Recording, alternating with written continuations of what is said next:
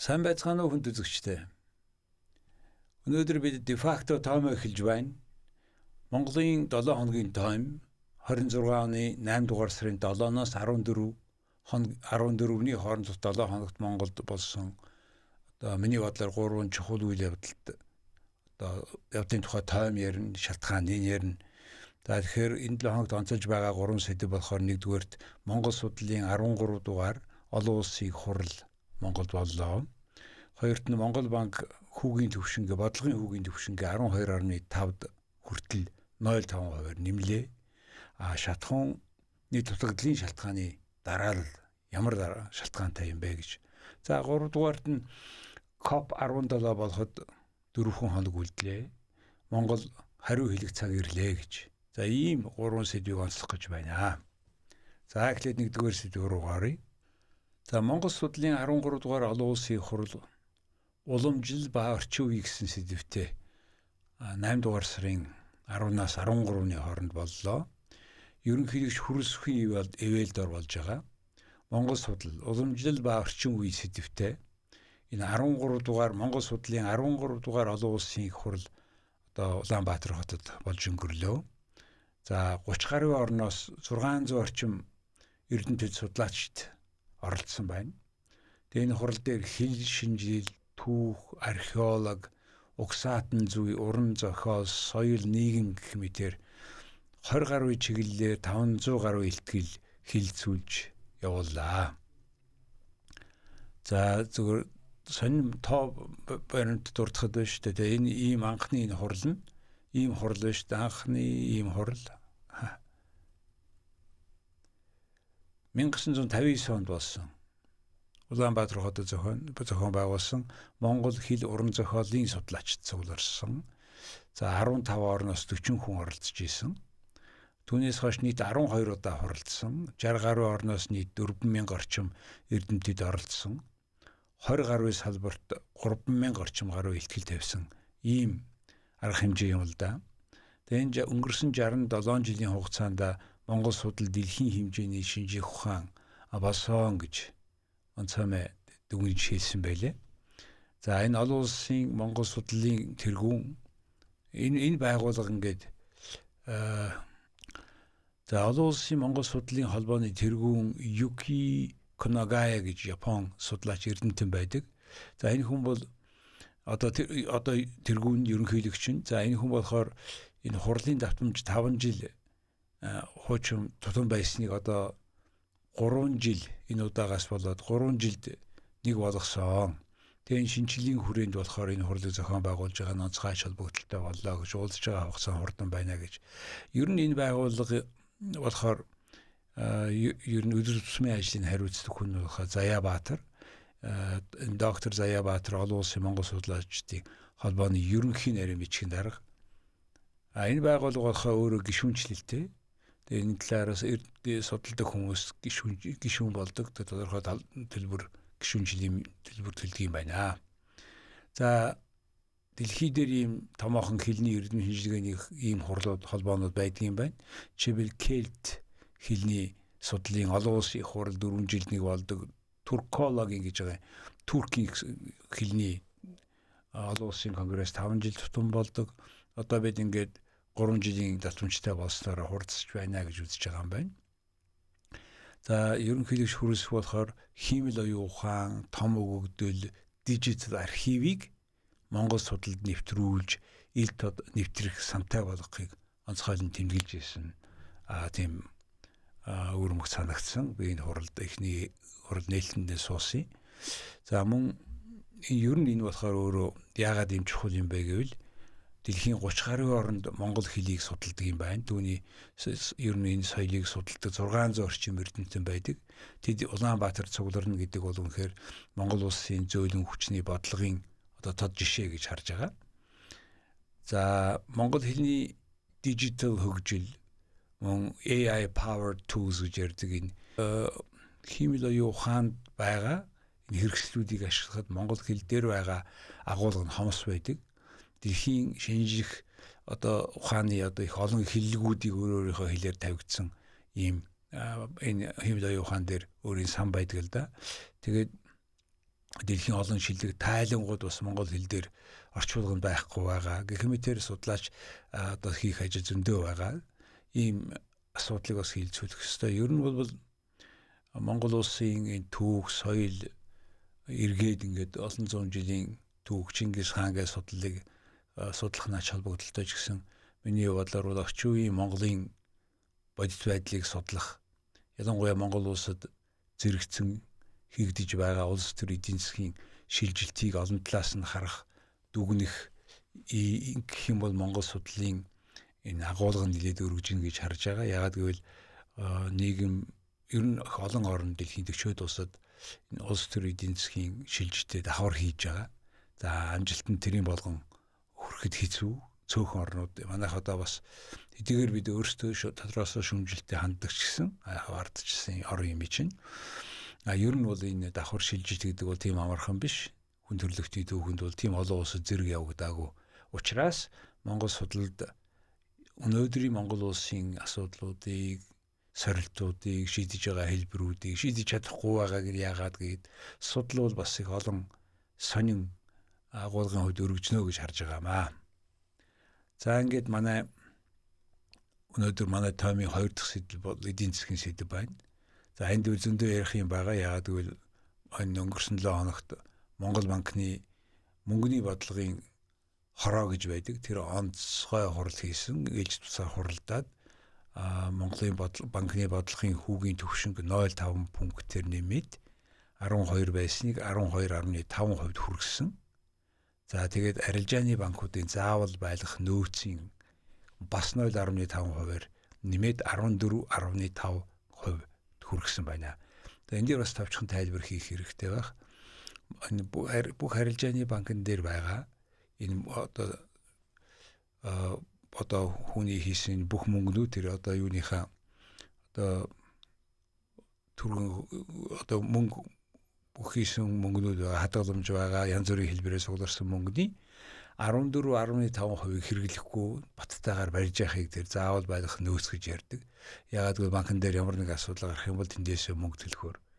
За тэр бодлогын хүү бол их ноцтой. Яагаад гэвэл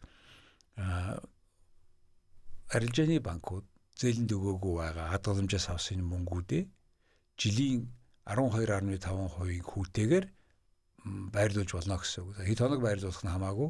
Гэтэ тэр байрлуулсан хугацааг жилийн ийм хуваар тооцоод ингээд Монгол банк мөнгө тэднэрт буцаж ийм хүү төлнө гэсэн үг. За энэ болохоор инфляц, мөнгөний үн өсөөд энэ Монгол гэдэг одоо эдийн засаг гэдэг савн дотор байгаа энэ эргэлтийн мөнгнүүд нь их болоод ирэхээр тэрийг ийм маягаар банкуудын мөнгийг өөртөө татаад цаашаа зээл өгөх бусад үйл ажиллагаануудыг нэг хязгаарладаг ийм хүүг бодлогын хүү гэж хэлдэг. За дэлхийн бүх ихэнх орн одоо 2 ийм давхар сүлжээ 2 шатны ийм банктай. Нэг нь арилжааны банк, дээд талд нь төв банк гэдэг яг ийм маягаар удирддаг. Манайх 1991 оноос хойш ийм болсон. Дэлхийн банк олон улсын валютын санд ирсээр ийм олон улсын ийм жайгаар орж ирсэн гэж. За саяхан та бүхэн 100,000 төгрөгт бол тор дүүрэн хүнс авдаг байсан. Одоо тийм биш болчлоо. За ингээд сүүлийн 6 жилийн энэ хүнсний энэ үнийн өсөлтийг ингээд харж үзье л да. Яагаад энийг онцолж үзэж ийн гэхдээ зэрэг жишээлбэл 21-с 25 оны хооронд Монгол банк бодлогын хүүгээ 6-аас 13 хүртэл өөрчилж ирсэн. 2022 онд 16.4 болгож ирсэн. Тийм учраас улсын дундаж инфляц 24 онд 5.5 болтлоо буурч ирсэн. За 25 оны 7 дугаар сард хүнсний инфляц 6.4 дээр харьцангуй тогтвортой байсан. Амжиргаанд тийм эрх дарамт нь харьцангуй бага байсан. 6.4% инфляц хүнсний инфляцтай байсан учраас. Гэтэл энэ 7 дугаар сард энийг жилээр нь харьцуулдаг. Энэ оны 7 дугаар сарыг өнгөрсөн оны 7 дугаар харьцуулахад энэ саяын хүү тэр 6.4 байсан инфляц чинь 4 дахин өссөн. Өнөөдөр 25.5% хүрчээд байна. За ингээ юу болоод байгаа юм бэ? Яагаад байгаа юм бэ гэдгийг ярих хэрэгтэй байх. За ерөнхий инфляц гэж байдаг. Энэ хүнс бүгдээр ингэ тодорхой юм улс орон болгон инфляц хэмждэг юм иргэдийн авдаг юм бүтээгдэхүүнээс бүрдсэн багц гэж байдаг, сакс гэж ярьдаг. За энэ Монгол улсад энэ одоо 7 сарын 1-ээр жилийн дотор энэ инфляцийн дүн 8 байснаа 13 болсон. Тэгвэл хүнс 4.4 байснаа 25 болсон гэж сая ярьлаа. Бодлогын хүү 12 байсан жилийн өмнө одоо 12.5 болж нэмэгдэж байгаамаа. Буюу тийм хоцорч хийсэн мэдрэмж харагдж байгаа биз. Тэгэд нэг ийм сонирхолтой хууль гэж байдаг. Энглийн хууль гэж. Энэ Энгл гэж хүн 1857 онд Германы статистикч Эрнест Энгл гэж хүн өрхийн орлого өсөхийн хэрээр хоол хүнсэнд зарцуулах орлогын хувь нь буураад боловсрол, амралт, зугаалга, хуримтлал зэрэгэд бусад зүйлд зарцуулах нь өсөгддөг юм өсөж байгаа зүй тогтлыг энэ Бельгийн өрхүүдийн нийгэм эдийн засгийн бүлгүүдэд хувааж агаад хийсэн шинжилгээнд дээрээ тав баримтаагаар харуулсан. Тэрнээс нэг дүгнэлт нь болохоор ядуу өрхүүд орлогынхаа харьцангуй илүү хувийг хоолнд зарцуулдаг гэж. Яагаад гэвэл бусд юм хоолгүйгээр хүн амьдрахгүй учраас тэр ямар л мөнгө вэ тэрнийхээ тодорхой хэмжээгээр одоо бага орлоготой хүмүүсүүд ихэнх орлогоо шахуу хоолнд зарцуулдаг гэж. Яг ийм л бодол, ийм л байдалд орж ийн л да.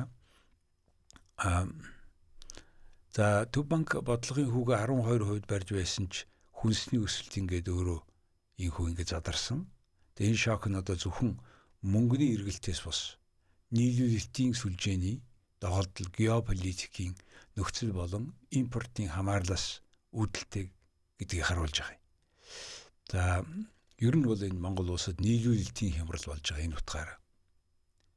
За шатахуун хүнсний үнийн өсөлтөөс үүдсэн жилийн инфляц 26 оны 7 дугаар сард 13 хүрсэн. Шатахуун үнийн өсөлтөөс хамааралтай гэж. Тэм учраас Монгол банкны ерөнхийлөгч Наран цогт ингэж хэлж инлээ. Дотоод болон олон улсын эдийн засгийн хандлагын нэг дагнаа. Төгрөгийн худалдан авах чадварыг хамгаалнаа.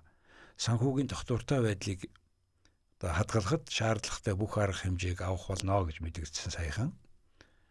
За энэ хүнсний инфляцийг огцом зарим оронд өсдөг. Монголд одоо 25 хүрлээ шүү дээ энэ жил. Жишээлбэл Зимбабве гэдэг улсад 2022 онд хүнсний инфляц хоногт 285% хүрж исэн. За Турк 22-оос 23 онд 83% инфляцтай. Дунд анги нь баг алга болж исэн. Ядуурлынхаа шугамд очиж ойртож исэн. За Гана гэдэг улсад 23 онд хүнсний инфляц 59% хүрэж исэн. Иргэд гурил чихрийн үнийн хэлбэлзлийг өдрөөр тооцдог болж исэн. Тэгэхээр Монгол тийм шатан дадаахандаа хүрээгүй гэхдээ чиглэл нь тийшээгээ байна. Тэгээ зогсоох цаг нь болохоор одоо яагаад энэ ингэж байгаа юм бэ гэдгийг бид үзэх ёстой. Одоо ингээд 2 жилийн дараа Монгол дахиад энэ инфляц өсөх нөгөө одоо миний дараагийн ярих гэж байгаа нөхцөл байдал үүсэх гэж байна. Энэ юу вэ гэхээр энэ онуудад сонгуулиас үүдэлтэй төсвийн тэлэлт гэж нэг айхтар юм болдог. Тэр бүхний л одоо өрөөгөж ингээ 2-3 жилийн дараа хардаг байхгүй юу. За тэгээд энэ хоёр чиглэлд нэг зэрэг давхарсан бодлого яваад идэг. Нэг нь болохоор бодлогын зөрчил гэж ярьж байгаа. Үнийг за энийг дэлгэрэнгүй бас ярина. Тэгэхээр шатахууны дутагдал, үн нэмэгдэл, хүнсний инфляц, Монгол банкын хүүний нэмэгдэлт, зээлийн зардал нэмэгдэнэ, жижиг бизнес өрхийн төсөв шахагдана. Ийм дараалал явдаг. За тийм учраас энэ болохоор зүгээр нэг шатахууны дутагдaltaын домино нөлөө гэж бас нэг талаас хэлж болно.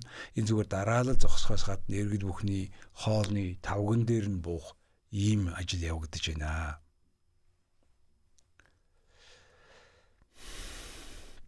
За тэгээд энэ Монголын энэ хүнсний инфляцийг ийм хурдан өсгөж байгаа шалтгаануудыг задлж үзье гэж.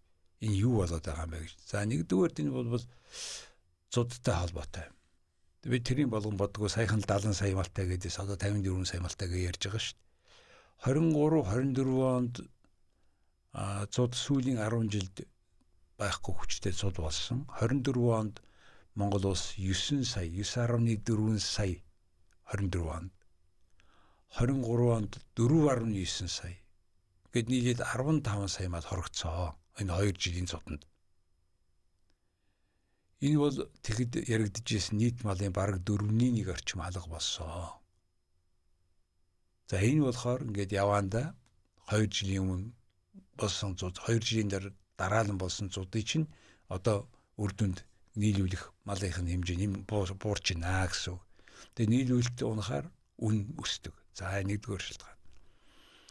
Тийм ч учраас 19 онд чивэл үхрийн мах 10,000 байсан килограмм нь сая 76 онд 26-ны 7 сар 40,000 боллоо шүү дээ. 4 дахин нэмэгдсэн. Гэхдээ энэ дотор нь бас нарийн шалтгаанууд байгаа. Тэр нь дараагийн шалтгаануудтай холбоотой. Хоёр дахь нөгөө шатхууны дутагдал. За энэ бол бүх төвшөнд, бүх салбарт, бүх орон нутаг даяар тээврийн зардлын цохилт болсон. Монгол банкны мөнгөний бодлогын газар ингэж ярьж ирсэн. Бордоо болон шатхууны нийлүүлэлтийн сүлжээний эрсдэл хүнсний болон эрчим хүчний үнийг цаашдаж нэмэгдүүлэх аюул байна гэж саяхан сануулсан байлээ. За тэгээд шатхуун үнэтэй болохоор малчнаас хотод мах зөөх зардал нэмэгдэнэ. Дэлгүүрийн үн нэмэгдэнэ. Энэ юм шууд холбоотой.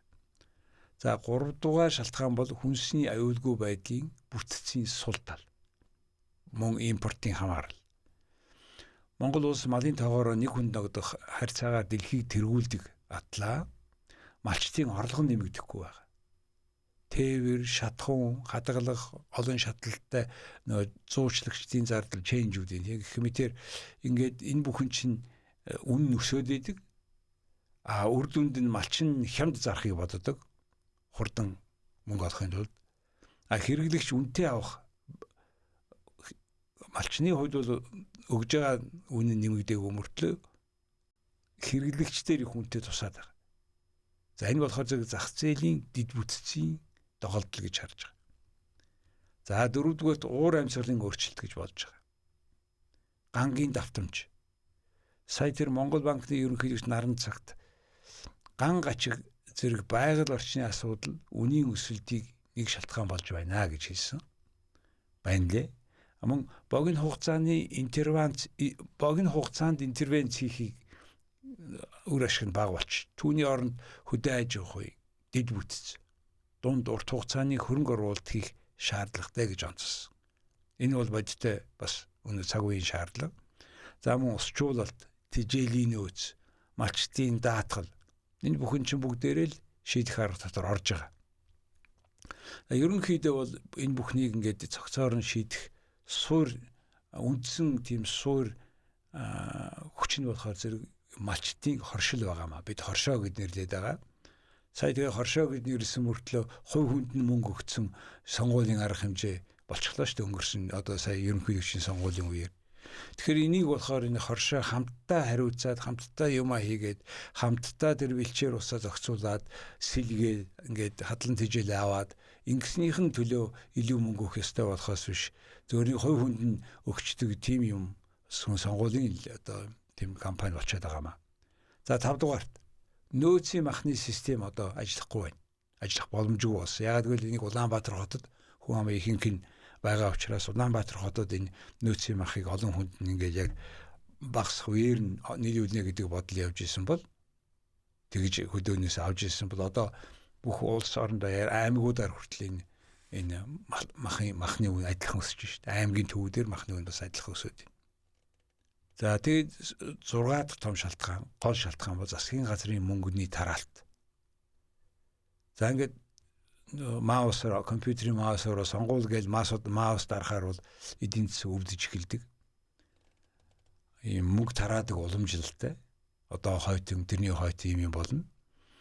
За засгийн газрын зарлага нь дотоодын нийт бүтээгдэхүүнийхэн 37% хүрсэн байна. Энэ бол манайх шиг хөгжилтэй оронд бол 30 орчим байх хэрэгтэй.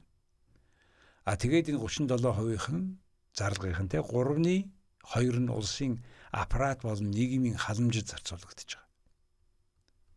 Жижиг биш. Монгол улс орлогынхаа маш том хэсгийг ийм тараах бодлого явуулаад байгаа. Зүүн бол улсын төсөв бол Нэгдүгээрт энэ төвийн төрийн аппаратны юм шинжиж байх хэрэгтэй. Хоёрдугаарт ингээл толгой дараалан тараахын оронд яг хэрэгтэй хүнд нь тараах хэрэгтэй. Энийг бол улс төрч хамгийн их хайдаг. Ягаад гэвэл энэс чинь болоо сонгогдохгүй байх магадaltaй. Ер нь бол мэдээж ядарсан зүдэрсэн тэр хүмүүстэй туслах хэрэгтэй. Гэхдээ ажил хийх хүнийг нь ажил хийсэн бол өгөх хэрэгтэй. Ажил хийхгүй бол тэгээд ингээд ажил хийхгүй тийж болохгүй. Хүн болгон ажиллах хэрэгтэй. За мөн 24 оны 10 дугаар сард инфляц 24 оны 2 дугаар хагасаас нэмэгдээд 26 он хүртэл зорилтоосоо дээгүүр байх төлөвтэй гэж олон улсын валютын фонд бичжээ. Яагаад шалтгаан нь хуримтлагдсан томоохон төсвийн өдөөлтийн хоцрогдсон нөлөө. Гэт одоо ингээд мөнгө төгрөг ингээд төсвөөсөө ингээд өгчхөр тараачаар тэр нөлөө 2 жилийн дараа гардаг. Одоо яг тэр нь болж байгаа. За тэгэл төсвийн өдөөлт болдог. Дараа нь эрчим хүч тарифын нэмэгдэл, тэгээд зээлийн хурдцтай өсөл. Зээл хурдан өсөж исэн. За тэр яагаад вэ гэдэг бас парадоксал нэ. За ер нь бол ингээд засгийн газар мөнгө тараасны дараалал нь аль ч улс оронд бол инфляцаар 1-2 жилийн дараа илэрдэгэ гэж энэ олон улсын түүх харуулж байгаа юм.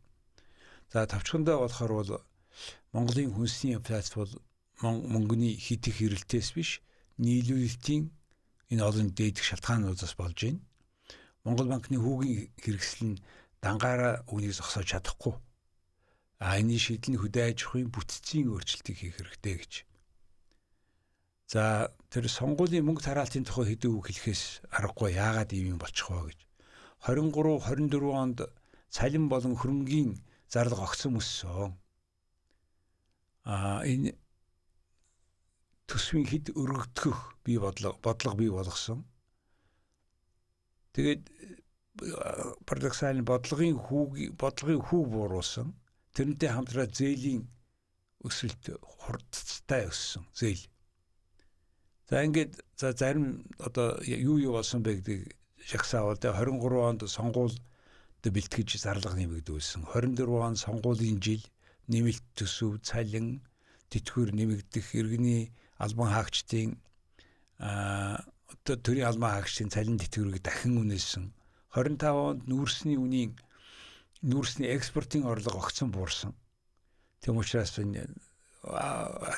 валютаар ачаал ирсэн. За 26 онд инфляц 13% болж байгаа. Инфляц хүнс нь 25 болчлоо шүү дээ.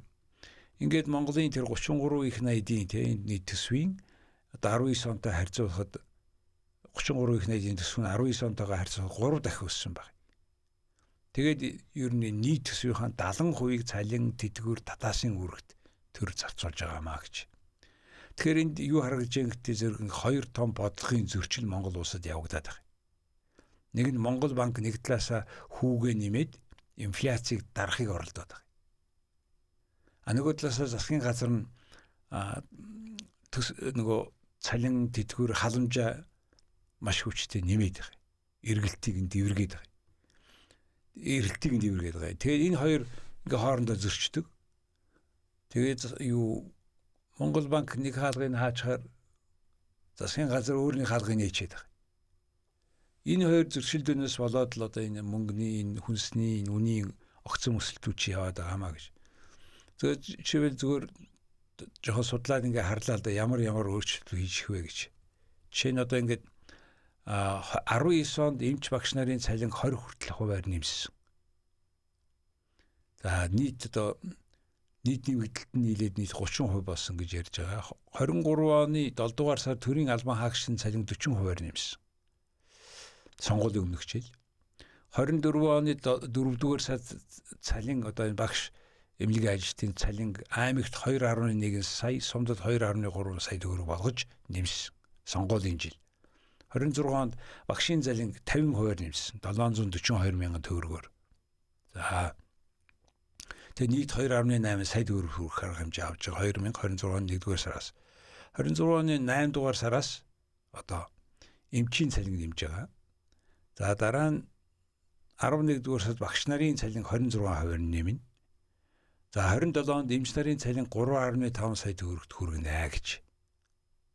За ийм төлөвлөгөөнүүд явж байгаа нэмэлтийн энэ юу харуулж байгаа гэхдээ зэрэг энэ хүмүүст бол энэ нийтийн ажилчид их эмчнэр багш нар цалингийн нэмэгдэл өгж байгаа нь бол зөв. Гэхдээ ямар хурдаар хизээ өгөх вэ, яах вэ зөвхөн сонгуулийнхаа болохоор шүү дээ. Тэгээ энэний чинь цаана яг ийм хэмжээний өсөлт болохоор ямар хэмжээний инфляц гэж юм бий болдго юм бэ гэдгийг энэ тухай бид нар зөндөө ярьсан. Тэгээ одоо та бүхэн ингэж харж болно. Тийм учраас бид нар энэ дээр бол Монгол банк засгийн газартай тэр таны хаалгыг хаагаад ахаар нэгээд байгаатай нилээд ажилламаар байна. Хараад бусаар засгийн газар ингэж мөнгө дөр хамаагүй нэмж болохгүй гэдгийг хурж юм та. Ер нь бол энэ дээр бол чанга зогсох хэрэгтэй гэж бодож байгаа. Монгол банкны шинэ ерөнхийлөгчийн дээр нэг бодолтой хандах байхад найдаж байгаа. За манай өнөөдрийн онцолж байгаа 3 дахь сэдэв бол ахаад байгаль орчинтой дипломат харилцаатай холбоотой. Бид одоо ингээд ахаад энэ таймероо COP17-гийн тухай ярьж байна. 4 хоног үлдчихлээ. Бид дэлхийн давцсан дээр Монгол улс гарах гэж байна гэж. За манайд одоо зориулсан стратеги нэг баримтчиг гарах юм байлээ. Хээрийн үйл ажиллагааны хөтөлбөр Step Action Agenda гэж Монгол улс боловсруулсан байна. Тэгээ тус хурал дээр боловсруулсан том арга хэмжээ орж бид нар ярьсан те 200 орны одоогор 7,000 орчим хүн ирж байгаа ихэнх нь ирж байгаа. Одоо үндсэндээ 90 төрөний арга хэмжээнд тэр өчтөр Сэлэнгид жишээлбэл малчтын олон улсын малчтын уулз болж инлээ. Кени малчин үг хэлж инлээ. За тэгээд шөөнийг сонирхос яг сая өнгөрсөн 7 хоногоос хойш би байгаль орчин уур амьсгалын сайд сандаг очруугайтай бас ярьсан. Манай нэвтрүүлгээр орсон та бүхэн вебсайт орж хараарай. Тэгсэн чинь Монгол улсын нутаг дэвсгэрийн цөлжилтийн тухай шинэ карт байдаг, map байдаг. Хүрээлэн академийн геохүрээлэнгийн геоэкологийн хүрээлэн гэж эдний хамт олон хийдэг юм байна лээ. Жил болгон хийдэг Монгол даяараа юм судалгааны төв мөвтэй. За тэгсэн чинь тэд нэр ахаа цөлжилтийнхаа мапыг картыг гаргасан чинь хуучин 79% байлаа гэж яриад ирсэн. Одоо 81% болчихжээ. Энэ юу гэсэн үг вэ гэхдээ зөв тухайн хөрсөн дээр нэг ургаж байгаа амьдрч тэр ургамал хөрс цэцэг дээр ургамал тэрний чинь өөрсдийнх нь тархалтаар нь ярьдаг юм байлээ. Тэр хөрс нь аль зэрэг амьд байна вэ гэдгийг ярьдаг болохоос тэрийн болгон илс ортсон үгүй юу гэдэг нь бас биш юм байл. Илс хэдийгээр яг түүний нүдэн тарагдах цөлжилтийн хэлбэрч гэсэн. За ингээд Монгол улс чинь газар нутгийнх нь 81% нь газрын доройтолд өртсөн байна. Тэгэхээр энэ орон дэлхийн газрын менежментийн шийдлийг яаж зохион байгуулахад оролцох вэ? Тэгэхээр энэ нөгөө гимцэн хүн өөрөө эмч болно гэсэн үгч бас биш л дээ. Гэхдээ тэр шарахыг дотроос нь мэддэг хүн шийдлийг хамгийн сайн санал болгодгоо гэдэг энэ логикоор л явж ингэж харж байгаа. Тэгээд одоо Монгол улсад энэ болно. Одоо бид туршлагаа ярина да. Дараагийн COP арга хэмжээг болохоор энэ Египт хийх юм билий. Тэгээд энэ улс орон болгон өөрийнхөө проблемд ингээд зогтсон тийм энэ COP-ийн тодорхой нэр асуудлыг аваад байгаа маа. За ингээд бид нар Монгол улсад нэгэн зэрэг 3-4-ийг харж энэ 7 хоног биднийг судалж байна. Дэлхийн Монгол эрдэмтдийн хурал болж байна. За биднийг мэдэрч байгаа тухай те бидний мэдэрч байгаа тухай дэлхий те инфляц шатхан гэдэг энэ тодорхой асуудал байна. Дараа нь биднийг сонсох ёстой арга хэмжээ болж байгаа. Тэр нь COP17 гэдэг. Тэгэхээр ер нь бол одоо Монголын иргэн хүний амьдрал хэр хүнд байна вэ гэдгийг тодорхой харуулсан COP17. Монгол дэлхийд ямар ач холбогдолтой вэ гэдгийг бас танилцуулсан. Ийм хослол үр дүнтэй арга хэмжээ болох гэж байна. За ингээд би та бүхэндээ энэ 7 хоногийнхоо дефакто таймер онцолж байгаа 3 сэдвээ ярьж байна. Тэгээ хамгийн ихнийх нь монголч эрдэмтдийн хурал боллоо. Хоёрт нь инфляц, Монгол банкны бодлого, хүүгийн бодлого өөр болж байна. За гуравт нь болохоор зэрэг энэ COP17 ямар учиртай юу болох гэж байгаа тухай Ийм 3 үйл явдлыг онцлоо. Анхааралтай сонссонд баярлалаа. Hello, here's a de facto weekly review for August 7th to 14th week of 2026 in Mongolia. I have highlighted 3 important events happened during this week. First, there was a 13th Congress of Mongolists, Mongolian study scientists meeting in Ulaanbaatar. Some 600 delegations from 30 countries have gathered here and discussed about Mongolia, Mongolian history, language, archaeology, etc. Some 20 branches they have been discussing. Second, Central Bank of Mongolia have increased its policy rate from 12% to 12.5%. It's happening because we have severe shortage of gasoline now. Still, we have lines on the roads. And secondly, we have phenomenal high growth of inflation of the food, 25.5%. We have never seen such phenomenal increase of prices for food. And I have discussed why is it happening. There are several reasons. I have discussed each of them. The third event I have highlighted is COP17. This against the deforestation event of UN. The largest event Mongolia probably hosted from the UN is this one, and it is only 4 days until it starts. And it's a very important event for Mongolia because our land, our territory, 80% is degraded. That's serious sign, serious statistics, and how we will challenge it.